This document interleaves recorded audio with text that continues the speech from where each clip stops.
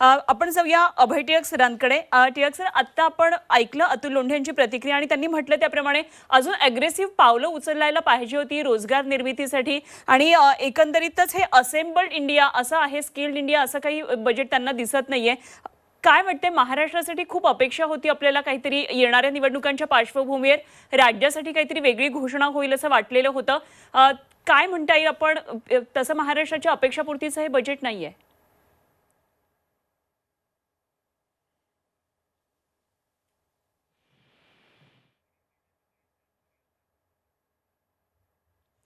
ठीक, टिळक सरांपर्यंत आवाज पोहोचत नाहीये, आपण येऊया. जी जी ठीक, आपण पुन्हा एकदा अभय टिळक सरांशी संपर्क करण्याचा प्रयत्न करूया आणि थेट आपण जातोय आशुतोष वाखरे सरांकडे. वाखरे सर, मधल्या काळामध्ये आणखी काय तुम्हाला बजेटमधून पुढे दिसतंय सर्वसामान्यांसाठी? मला एक कुठेतरी बोलता बोलता एक वित्तमंत्री बोलून गेलेत NPS बद्दल. होय होय. आणि आता जे ओल्ड पेन्शन स्कीम आहे, ज्याच्यासाठी खूप प्रत्येक राज्यांमध्ये आंदोलन चालू आहे की पुन्हा ओल्ड पेन्शन स्कीम आणा म्हणून, त्याच्या तुलनेत न्यू पेन्शन स्कीम ही फार चांगली आहे, फिस्कली प्रुडंट आहे सगळं, पण तो भाग वेगळा. यांनी एक नवीन काय केलं आहे की यांनी लहान मुलांसाठी हे इंट्रोड्यूस केलं या बजेटमध्ये. तर ते अजून वाचावं लागेल, डिटेल झाले तर.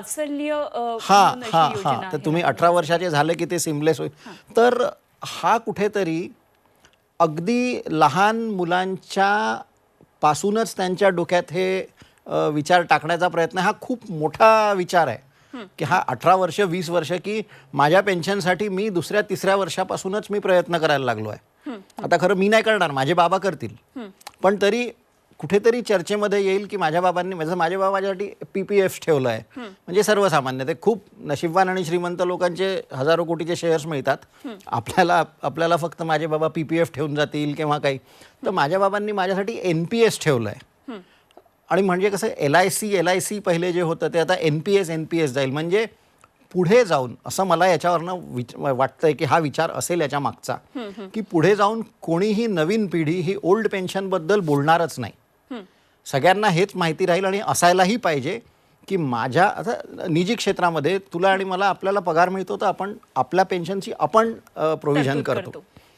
वर्किंग असताना आपण 40, 45, 60ला काय होईल ते सरकारी क्षेत्रात नाही आहे. मला वाटतं हा जो आहे हा खूप लांबचा मोठा हलकासा एक विचार करून सोडलेला आहे. अगदी, म्हणजे लहान मुलांसारख्या घटकाचा सुद्धा एक वेगळ्या पद्धतीने त्यांनी अर्थसंकल्पामध्ये म्हणजे खूप राजनीतिक विचार केलेला आहे. ठीक, अगदी. एक आपल्याला राजकीय प्रतिक्रिया येते. विजय वडेट्टीवार यांनी अर्थसंकल्पावर प्रतिक्रिया दिली आहे. काय म्हणतात विजय वडेट्टीवार, एकदा आपण पाहूया. अर्थसंकल्पावर विरोधी पक्षनेते वडेट्टीवारांनी टीका केलेली आहे. नितीश कुमार, चंद्राबाबूंनी पाठिंबा दिला आणि म्हणून बिहार, आंध्र प्रदेशला भरभरून दिलं. वडेट्टीवार म्हणतात शिंदेंचाही पाठिंबा होता, मग महाराष्ट्राला काय मिळालं असा सवाल वडेट्टीवार यांनी केलाय.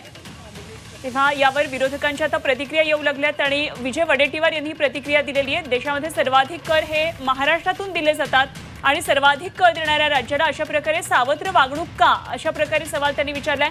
आणि याच विषयावर मला अतुल लोंढे सरांची प्रतिक्रिया घ्यायची आहे. आपण ऐकलं लोंढे सर, जेव्हा बजेट होतं आणि जेव्हा आंध्र प्रदेश आणि बिहारचा मुद्दा आला, त्या ठिकाणच्या योजनांची घोषणा अर्थमंत्री करत असताना संसदेमध्ये एक प्रकारचे गोंधळ ऐकू येत होता. एकंदरीतच बिहार आणि आंध्र प्रदेशला कुठेतरी झुकतं माप दिलं आणि जे राज्य जास्त कर खरं तर राष्ट्राला देतं त्यांच्यासाठी काहीच नाही. वडेट्टीवारांनी सुद्धा प्रश्न विचारलाय. आपली काय प्रतिक्रिया आहे?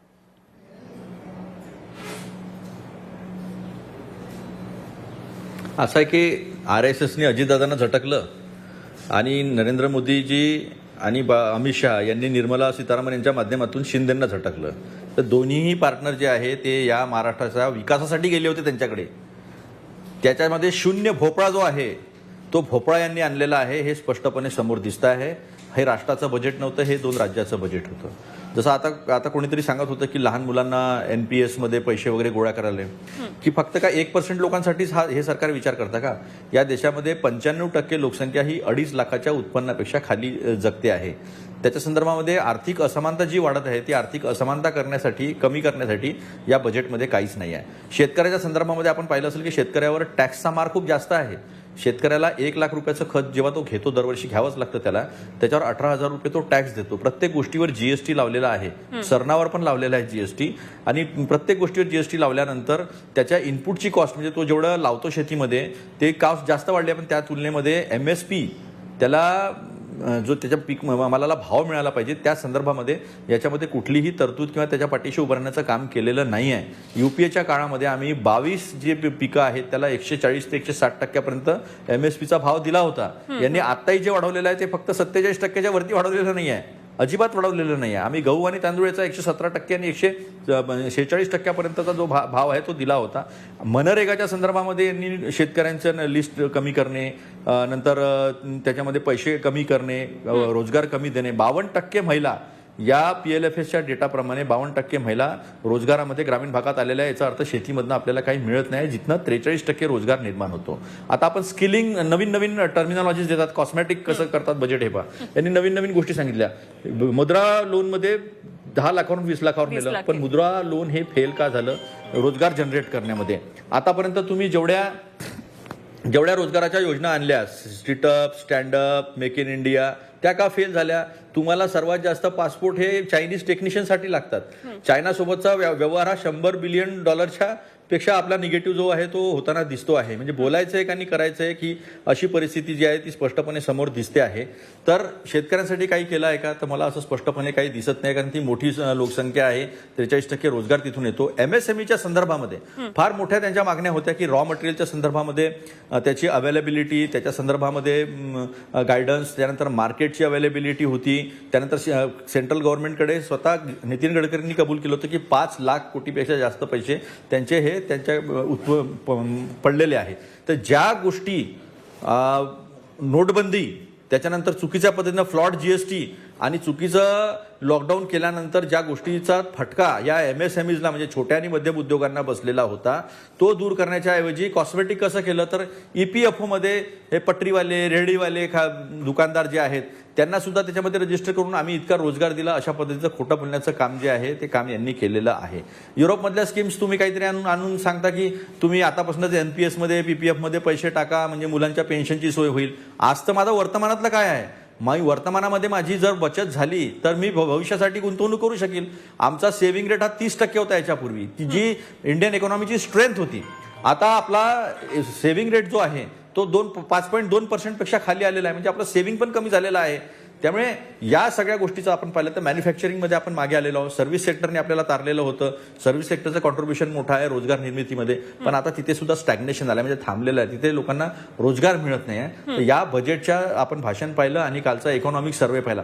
कालचा इकॉनॉमिक सर्व्हे संपूर्णतः हा जागतिक इकॉनॉमीशी कंपॅरिझन करत असताना टक्केवारीवर जात होतं. मला सांगा, $80 ट्रिलियन पेक्षा मोठी इकॉनॉमी जगाची आहे आणि तुम्ही जगाचा GDP जो आहे, ग्रोथ रेट जो आहे तो 3%, 2.8%, 3.2% असाच असतो. त्याच्यासमोर सांगायचं की आपण $3.8 ट्रिलियन इकॉनॉमी आहे, त्याच्यासमोर आपण सांगायचं की आमची 7.2% आहे. त्याच्यामध्ये पण फज नंबर्स आणि चुकीचे आकडे जे आहे ते स्पष्टपणे अनेक वेळा सिद्ध झाले की तुमचं प्रोडक्शन लेवल, प्रोडक्टिव्हिटी लेवलवर 7.2% आहे, पण एक्सपेंडिचर लेवलला तुमची ग्रोथ रेट ही केवळ 1.4% आहे. या सगळ्या खोटं बोलणे, खोटे आकडे या सगळ्या ज्या मांडण्यात आलेल्या आहे त्याच्यामुळे बजेटमध्ये ज्या पद्धतीनं रिफ्लेक्शन यायला पाहिजे एखाद्या गोष्टीचं, जसं चेंजिंग इकॉनॉमी बजेट जे आहे की एक माइलस्टोन म्हणतो आपण, 1991चं बजेट असेल किंवा 2012चं P. चिदंबरम साहेबांचं बजेट असेल की जे दिशा बदलवून रोजगार निर्मितीसाठी महत्त्वाचं असेल, ते तसे बजेट जे आहे ते आजचं बजेट नव्हतं. आजचं बजेट हे फक्त आपलं सरकार वाचवणारं होतं. आजचं बजेट हे फक्त 2 राज्यांसाठीचं होतं. विशेषतः त्याच्यामध्ये मला असं काही दिसलं नाही. आर्थिक असमानता दूर करणे, रोजगाराच्या संदर्भामध्ये ठोस योजना असणे, फक्त 10 लाखाचं 20 लाखांनी केल्याने काही रोजगार वाढणार नाही आहे. लोकांची क्रयशक्ती वाढवून मॅन्युफॅक्चरिंग वाढलं तर रोजगार निर्माण होतील आणि रोजगार निर्माण झाले, मागणी वाढली तरच मॅन्युफॅक्चरिंगमध्ये छोटे मोठे उद्योग येतील. बंद पडलेले 23 लाखापेक्षा जास्त कंपन्या ज्या आहेत, छोटे मोठे उद्योग जे आहेत ते बंद पडलेले आहेत, त्याला चालना मिळेल. कर्ज केव्हा घेईल? जेव्हा मागणी असेल मार्केटमध्ये. मागणी मार्केटमध्ये असेल तर मॅन्युफॅक्चरिंग, मग त्याच्यामध्ये रोजगार निर्माण होतील. ही सगळी सायकल बंद पडली असताना याला जम्पस्टार्ट करण्यासाठी काही गोष्टी केल्या पाहिजे होत्या. त्या गोष्टी स्पष्टपणे केलेल्या दिसत नाही. शेतकरी कर्जमाफी दूर, NPSचा तर तुम्ही विचारच करू नका. या सरकारकडे नॉन टॅक्स रेव्हेन्यू जो 14% होता 2013 तो 6.7% खाली आलेला आहे. मॅक्सिमम लेवल डायरेक्ट टॅक्सेसची 18% कलेक्शन टोटल रेव्हेन्यू मधला आहे, 17% इनडायरेक्ट टॅक्सेसचा आहे. स्कोप नाही आहे आणि त्याच्यामुळे हे डेट टू जीडीपी रेशो हा 85% आसपास आहे. म्हणजे 100 रुपये उत्पन्न आहे देशाचं तर 85% आपल्यावर कर्ज आहे. तेही आकडे किती खरे म्हणायचे हा एक मोठा प्रश्न आहे. त्यामुळे याच्यात कल्पकता काही दिसत नाही. एक आहे की त्यांनी आमची काही एक योजना घेतली, एम्प्लॉयमेंट लिंक स्कीम जी आहे ती केलेली आहे त्यांनी, पण त्याला 1 करोडची मर्यादा दिली. 1 करोड रोजगार ते देणार. म्हणजे कंपन्यांमध्ये डिप्लोमा इंजिनियर झालेले, MBA झालेले, ग्रॅज्युएट झालेले यांना कंपल्सरी अप्रेंटिसशिप जी आहे ती द्यायला पाहिजे होती. ती 1 करोडपर्यंत लिमिटेड का केली तुम्ही? म्हणजे केवळ तुम्ही फक्त दाखवणार की आम्ही बाबा तुम्हाला रोजगार देतो आणि अप्रेंटिसशिप फक्त 5,000 रुपये. अतुल सर, मला वाटतं की योजना एखाद्या कंपनीमध्ये त्याला झाल्यानंतर त्याच्यामध्ये पुढे आणखी हे प्रावधान फक्त त्यांनी केलेलं आहे, पण मला असं वाटतं की काही वेळानंतर त्याच्यामध्ये बदल सुद्धा करत जातील. अर्थात विरोधक म्हणून तुमची ही प्रतिक्रिया असणं अगदी साहजिक आहे. आपल्याला केवळ हे पॉप्युलस बजेट किंवा तिकडे घोषणा वेगळ्या केल्या जातात, अंमलबजावणी अगदी फॅक्टवर बोलतोय. जरूर म्हणजे तुमचा त्यामध्ये अभ्यास आहेच आहे. मला अभय टिळकांची यावर प्रतिक्रिया मी घ्यायची फॅक्टवर बोललोय. 1 करोड या देशामध्ये 25 वर्षाच्या खालील लोकसंख्या ही 52% आहेत. 25 वर्षाखालील लोकसंख्या देशामध्ये 52% आहे आणि तुम्ही केवळ 1 करोड जे आहे अप्रेंटिसशिपच्या स्कीममध्ये केवळ 1 करोड लोकांना लिमिट करता आहात. खरे. आणि दुसरी महत्वाची गोष्ट, अंमलबजावणी सुद्धा तितकीच महत्वाची आहे.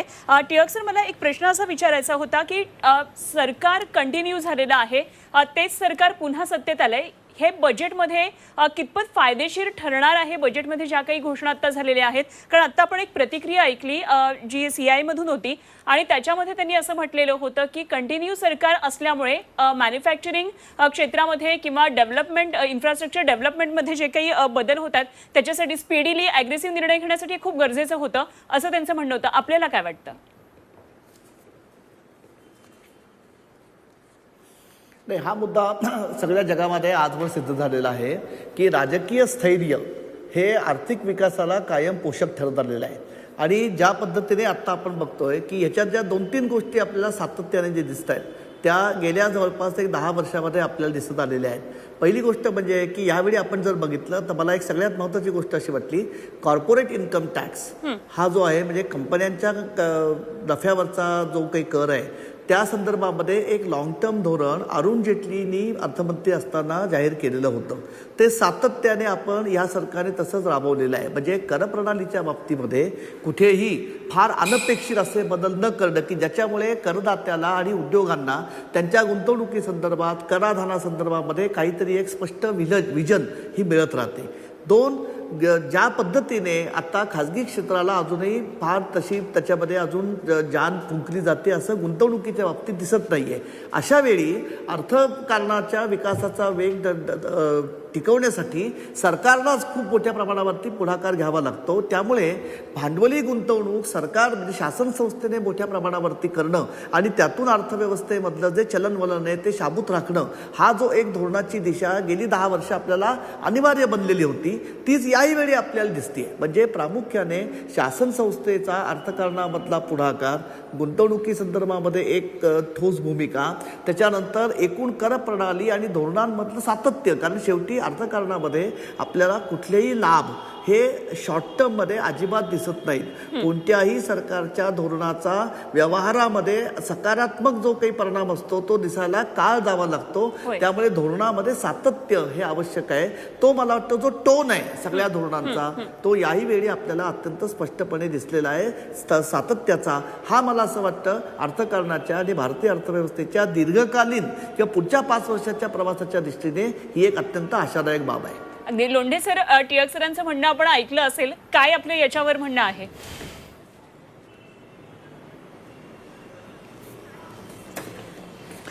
नाही, मी आतापर्यंत यांनी ज्या काही योजना राबवल्या मॅन्युफॅक्चरिंग सेक्टरच्या त्या मी आपल्याला सांगतो की ज्या अतिशय महत्त्वाच्या मॅन्युफॅक्चरिंग सेक्टर ग्रो केलं तरच आपल्या इथे रोजगार निर्माण होतील.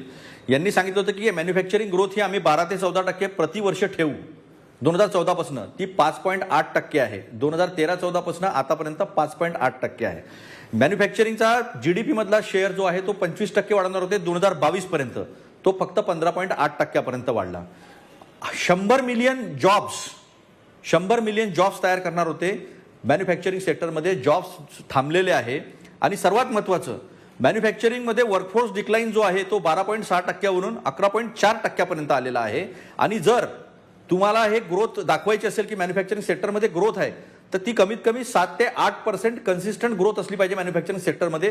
ती फक्त 3.2%चीच आतापर्यंतची ग्रोथ राहिलेली आहे. तर IIP जर आपण पाहिला, इंडस्ट्रियल इंडेक्स जर तुम्ही पाहिला डेव्हलपमेंटचा, तर तुम्हाला ह्या सगळ्या गोष्टी ज्या आहेत त्या स्पष्टपणे समोर दिसतील. मग मेक इन इंडियाचं काय झालं याचं असेसमेंट 10 वर्षानंतर नको व्हायला? तुम्ही काय एक्सपोर्ट करताय, तुम्ही काही जनरेट करून एक्सपोर्ट करता आहात की असेंबल करून एक्सपोर्ट करतायत याचं असेसमेंट नको व्हायला? किती रोजगार निर्माण झाले त्याचं असेसमेंट नको व्हायला? तर ह्या कुठल्याही असेसमेंट न होता फक्त कॉस्मेटिक चेंजेस करण्याचा प्रयत्न जो आहे तो बजेटमध्ये दिसतोय. आणि कालच्या इकॉनॉमिक सर्व्हेमध्ये आम्ही कसं चांगलं केलं पण काय चांगलं केलं हे न सांगता हा प्रयत्न केलेला आहे. या देशामध्ये 20 ते 24 वर्ष वयोगटातील बेरोजगारीचा दर हा 44% पोहोचलेला आहे. टोटल बेरोजगारी 9.2% आहे. आपण किती आकडे लपवले तरी नुसतं तुम्ही आपल्या घराच्या चौकात उभे राहा किंवा आपल्या नातेवाईकांकडे बघा आणि नातेवाईकांमधले किती मुलं ग्रॅज्युएट झालेले आहेत, किती लोकांना जॉब्स मिळतो आहे. ग्रॅज्युएट म्हणजे इंजिनिअरिंग असतील, डिप्लोमा असेल, वेगवेगळे हायर एज्युकेशन MBA असतील. आजूबाजूला जरी वळून बघितलं तर हे आकडे जे आहे ते कसे फसवे आहे, ते कसे खोटे आहे आणि हे खोटं पुन्हा पुढे कसा न्यावा लागतो हेही स्पष्टपणे दिसतो. आणि एक आकडा अजून सांगतो, निवडणुकीच्या पहिले रिझर्व्ह बँकेने 70 वर्षामध्ये कधी नव्हता दिला तो न मागता 2.5 लाख कोटीच्या जवळपास डिव्हिडंड दिलेला आहे. हा स्पष्टपणे संकेत आहे की तुम्ही दात करून पोट भरण्याचं काम करून राहिलेले आहे. तुमच्याकडे काही कल्पकता नाही आहे. आणि आजचं बजेट जे आहे ते ज्या पद्धतीनं संपवलं, ज्या पद्धतीनं वाचलं गेलं, गव्हर्नमेंट स्वतःच इंटरेस्टेड नाही आहे. गव्हर्नमेंटला स्वतःलाच माहिती आहे की आपण काही करू शकत नाही आहे. हा हतबलतेचं बजेट मांडताना ती हतबलता त्यांची दिसत होती. ज्या पद्धतीने आव आणून मोदीजी बेंच वाजवण्याचा प्रयत्न करत होते त्याच्यातनी स्पष्टपणे जनतेला बॉडी लँग्वेजमधून एक संदेश जात होता की हे काहीच करू शकले नाही, असमानता दूर करू शकले नाही, बेरोजगारी दूर करण्याच्या संदर्भामध्ये त्यांचा जो काही व्यवस्थित प्लॅन नाही, शेतीच्या संदर्भामध्ये काहीही व्यवस्थित प्लॅन नाही आहे. ठीक. सर्व गोष्टीचा 10 वर्षाचा त्यांनी व्हाईट पेपर काढावा. ठीक ठीक पीक विमा योजनापासून तुम्ही हर बुन जा पर ड्रॉप, क्रॉप पर ड्रॉप अशा अनेक योजना काढल्या. त्याचं एक अतुल assessment सर, 10 काही वर्षाचं मिनिटांसाठी फक्त तुम्हाला थांबवते. महाराष्ट्राच्या तोंडाला पानं पुसण्याचं काम हे पुन्हा एकदा भारतीय जनता पक्षाने त्यांच्या अर्थसंकल्पात केलेलं आहे. आता त्यांना गरज कोणाची आहे? आंध्र प्रदेश आणि बिहारची. आज मांडलेल्या बजेटमध्ये या देशातल्या शेतकऱ्यांना न्याय द्यायचा नाही, या देशातल्या बेरोजगारांना न्याय देण्याच्या नुसत्याच भाषा बोलायच्या, या देशातली गुंतवणूक वाढण्यासाठी वेगळा विशेष धोरण केंद्र सरकारने काही घेतलेलं मला आजच्या बजेटमध्ये दिसत नाही. या देशातल्या गरीबातल्या गरीब माणसाला देखील न्याय देण्याची भावना याच्यात दिसत नाही. आणि म्हणून हे एक शेतकऱ्यांच्या विरोधी सरकार आहे. पण आशुतोष वाखरेंकडे जाऊया. आशुतोषजी, एकंदरीतच आता हे सगळे टॅक्स संदर्भात ज्या काही घोषणा झालेल्या आहेत तर त्यामध्ये काय तुम्हाला आणखी जाणवतंय? मध्यमवर्गीयांसाठी काही दिलासादायक गोष्टी दिसतात का यामध्ये टॅक्स सोडता? मी टॅक्सवरचं तर म्हणजे मी तुला जे म्हटलं की थोडंसं कॅल्क्युलेशन करूनच करावं लागेल, हो. सांगू शकू. कारण कारण माझ्याकडे प्रश्न होता की एक 10-15 लाखांचं उत्पन्न, जो सर्वसामान्य एक आपण म्हणूया की मुंबईकरांचं उत्पन्न आहे, कारण मुंबईकरांच्या बऱ्याच अपेक्षा होत्या, तर अशा मध्यम वर्गासाठी काही फरक पडणार आहे का? कारण त्यांनी जुन्या टॅक्समधून आपला कर भरावा की नवीन कर प्रणालीतून भरावा, अशा प्रकारचे बघ, मी पूर्ण कॅल्क्युलेशन केल्याशिवाय तर सांगणं हे चुकीचंच राहील, हे मी पहिले डिस्क्लेमर देतो. पण तरी सुद्धा, कारण की हे बघ, कधी कोणाचं हाऊसिंग लोन असतं, मग इंटरेस्ट पेमेंट असतात, मग त्याचे LIC असतं, मी ओल्ड टॅक्स रेजिम म्हणतोय. तर प्रत्येकाच्या काय काय अझम्पशन्स राहून कोणत्या स्लॅबमध्ये काय कसं राहील त्याच्यावरनं उत्तर वेगळं राहील. पण तरी सुद्धा सध्या तरी असं वाटतंय की ओल्ड टॅक्स रेजिमपेक्षा नवीन टॅक्स रेजिमकडे जास्त सरकार भर देत असल्यामुळे ते काहीतरी असं शेवटी याच्यातनं निघेल की न्यू टॅक्स रेजिम थोडीशी चांगली आहे असा ते प्रयत्न करतील. पण एकंदरीतच डिस्पोजेबल इन्कम कमी आहे आपल्याकडे, तर या दृष्टीनं काही तुम्हाला अर्थसंकल्पामध्ये दिसतंय का? कारण क्रयशक्ती वाढणं खूप गरजेचं होतं आणि माणसाच्या हातामध्ये इन्कम राहणं गरजेचं होतं, जेणेकरून बचत होईल, सेव्हिंग होईल, कन्झम्पशन होईल. या दृष्टीनं इकॉनॉमीमध्ये काय नेमकं तुम्हाला काय वाटतं, काय दिसतंय? एक पेन पॉइंट हा नेहमीच होता अर्बन पुअर. म्हणजे जसं कृषी क्षेत्रासाठी ना रुरल डेव्हलपमेंटमध्ये 2.65 लाख क्रोर्स 2.5 लाख कोटी दिसत आहे, जे की जास्ती आहे मागच्या, म्हणजे इव्हन प्रोव्हिजन जे अंतरिम बजेट होतं त्याच्यापेक्षा जास्त आहे. तर म्हणून 3 भाग आपण समजा म्हटलं की रुरल इकॉनॉमी, अर्बन रिच आणि अर्बन पुअर, तर रुरल इकॉनॉमीचा तर इकडे त्यांनी केलेलं आहे आणि अर्बन रिचला तसाही काही फरक नाही पडत की पैसे आहे, श्रीमंत आहे.